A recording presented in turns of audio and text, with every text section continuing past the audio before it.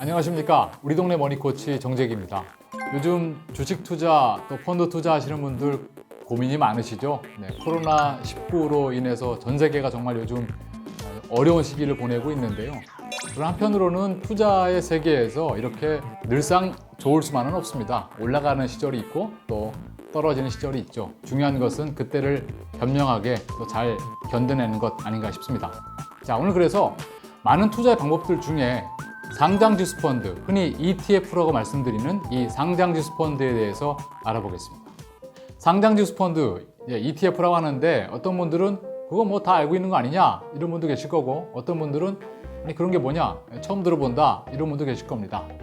영어로는 Exchange Traded Fund, 우리말로는 상장지수 펀드인데 이게 번역을 해봐도 잘 이해가 얼른 되지 않습니다. 중요한 것은 펀드죠.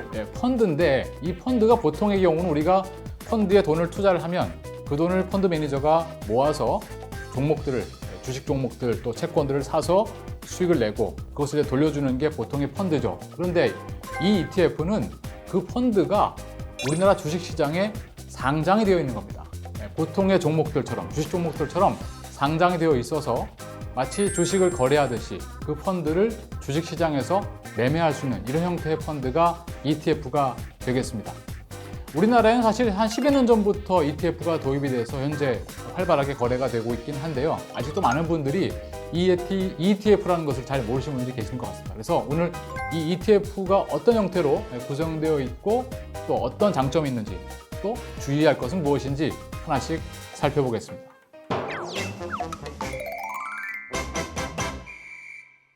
ETF를 설명드리기 앞서서 먼저 이게 펀드니까요. 펀드에 대한 설명을 좀 간단히 드려보겠습니다. 사실 펀드는요, 크게 두 가지 종류가 있습니다. 액티브 펀드가 있고 인덱스 펀드가 있습니다. 액티브, 그럼 왠지 활동적이고 뭔가 역동적인 이런 느낌이 들죠.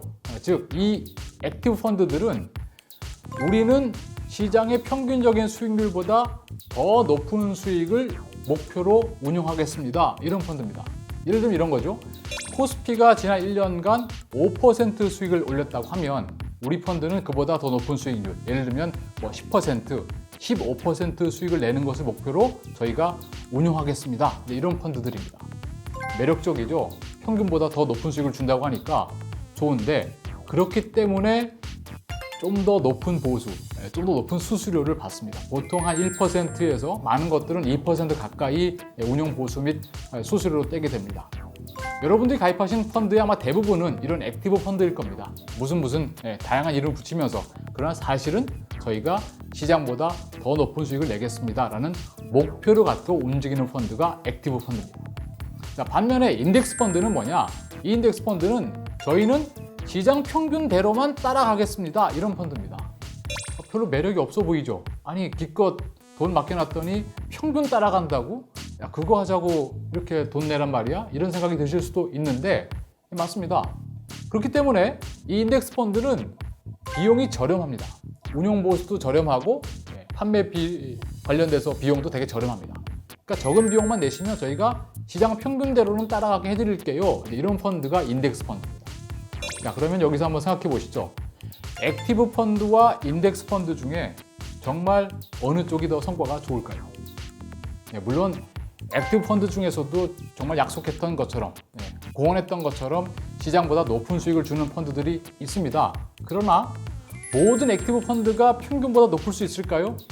그럴 수 없죠. 왜냐하면 시장이란 건 전체의 평균이기 때문에 액티브 펀드의 절반 이상은 시장의 평균 수익률보다도 못한 경우가 많습니다.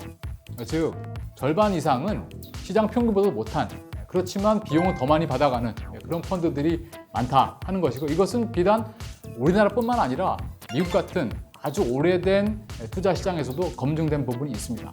그리고 이 비용의 차이, 0.몇% 이 정도의 차이가 금액이 작고 기간이 짧을 때는 큰 차이가 없어 보이지만은 이게 기간이 길어지고 금액이 커지게 되면 그 비용의 차이가 결코 무시할 수 없는 그런 정도의 수준이기 때문에 여러분들이 그동안 인덱스 펀드를 별로 관심 없어 하시고 또 때로는 무시하시고 또 때로는 그런 게 있었어? 싶으신 분들 있다 하더라도 이제는 인덱스 펀드에 대해서 한번 관심을 가져보시기를 권해드리고 싶습니다.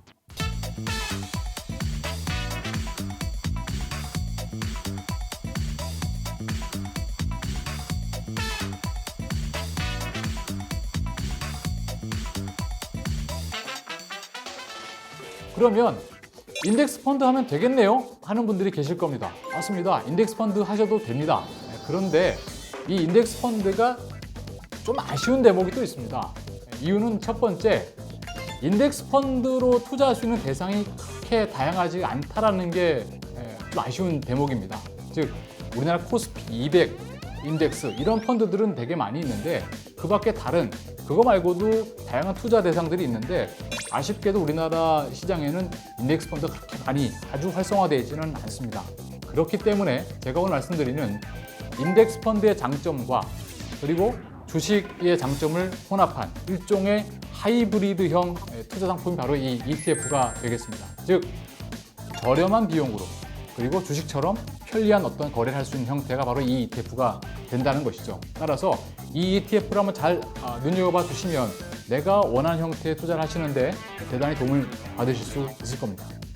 그렇다면 이 ETF의 장점이 어떤 것이 있는가? 첫 번째는 분산 투자가 가능하다는 것이죠.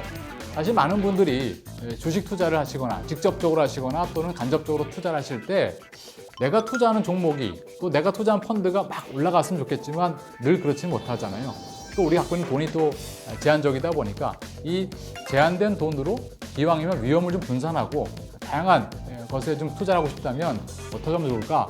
그렇다고 다 살 수는 없잖아요. 그렇기 때문에 이 ETF를 통해서 적은 금액으로 우리나라 주식시장 전체에 골고루 분산 투자를 할 수 있다 이런 장점이 있겠고 두 번째는 이 비용 자체가 저렴하다는 것들 인덱스 펀드가 액티브 펀드보다 비용이 저렴하다 이 말씀을 드렸는데 경우에 따라서는 이 인덱스 펀드보다도 더 저렴한 ETF들이 있습니다. 따라서 여러분의 투자 대상들 중에 인덱스보다 저렴하다면 효과는 거의 비슷한 이런 형태의 인덱스를 갖고 있는 ETF가 있기 때문에 한번 눈여겨보시면 좋겠고요. 또 세 번째는 투명성입니다. 우리가 펀드를 투자할 때 어떻게 펀드가 운용되고 있는지 궁금하시잖아요. 그래서 펀드 운용사들이 분기에 한 번씩은 자산 운용 보고서라는 걸 보내줍니다. 우편으로 보내주기도 하고 메일로 받아보실 텐데 중요한 것은 이게 한 달, 두 달, 심지어는 한 분기 전 내용이 날라오기 때문에 현재 운용되고 있는 것과 조금 차이가 있습니다. 시차가 있다는 것이죠. 그에 비해서 ETF는 매일매일 결산이 되고 있기 때문에 원하신다면 내가 투자한 이 ETF에서 어떤 종목을 얼마나 들고 있는가 하는 것들을 거의 실시간으로 확인할 수 있다. 그런 투명성이 있다. 이런 말씀을 좀 드릴 수 있겠고 ETF가 주식처럼 매매가 가능하다 말씀드렸잖아요. 그렇기 때문에 내가 원할 때 바로 살 수가 있고 원한다면 또 즉시 팔 수가 있고 보통 우리가 펀드 같은 경우는 내가 매도 주문을 냈을 때 한 3일 정도 걸리고 경우에 따라서 해외 펀드 같은 경우는 한 8일에서 10일 정도 걸립니다. 때문에 그게 큰 차이가 없을 수도 있지만 어떨 때는 좀 그게 좀 답답할 때가 있거든요. 그래서 내가 원할 때 즉각 매매를 할 수 있다는 것도 ETF의 장점이라고 하겠습니다.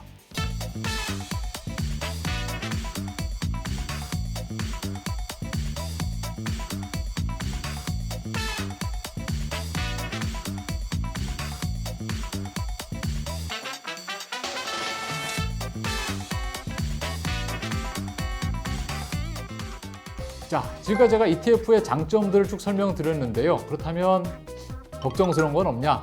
주의할 점 없느냐? 당연히 있습니다. ETF는 엄연히 금융 투자 상품입니다. 따라서 원금을 손실 볼 가능성이 있다는 것이죠. 늘상 수익을 주는 것은 아닙니다. 따라서 우리가 투자하실 때 신중하게 결정하시는 것처럼 내가 투자하는 이 ETF도 분명히 수익을 낼 수도 있고 손실 볼 수 있다는 점을 반드시 유의하셔서 내가 지금 적정한 가격대에 지금 투자하는가 한번 따져보실 필요가 있겠고요. 두 번째는 환율의 변동 위험입니다. 제가 오늘 주로 국내 주식시장에 투자한 ETF 위주로 말씀드리긴 했습니다만 종목 중에는 미국에 있는 주식시장 S&P 500 지수와 비슷하게 움직이는 ETF들도 있습니다. 즉 우리나라 주식시장에 상장되어 있지만 사실 그 대상은 해외에 있는 주식 또는 채권에 투자하는 ETF들이 있습니다. 때문에 이 ETF들은 경우에 따라서는 환율의 변동에 따라서 수익과 손실이 바뀔 수도 있거든요. 따라서 나는 그런 환율 변동까지는 굳이 리스크를 지고 싶지 않다 이러신 분들이라면 환해지형 ETF가 있습니다. 방법은 간단합니다. ETF 이름 뒤에 영어 대문자로 H라고 쓰여져 있으면 이 H가 해지거든요. 환해지형 ETF를 사시면 되고 나는 그거에다가 환율 변동에 따른 수익도 원한다, 가능하다면 이러신 분들이라면 환노출형 ETF를 사시면 되는데, 환노출형은 영어로 UH, unhedge라고 붙어 있는 것을 선택하시면 환노출형 상품이 되겠습니다.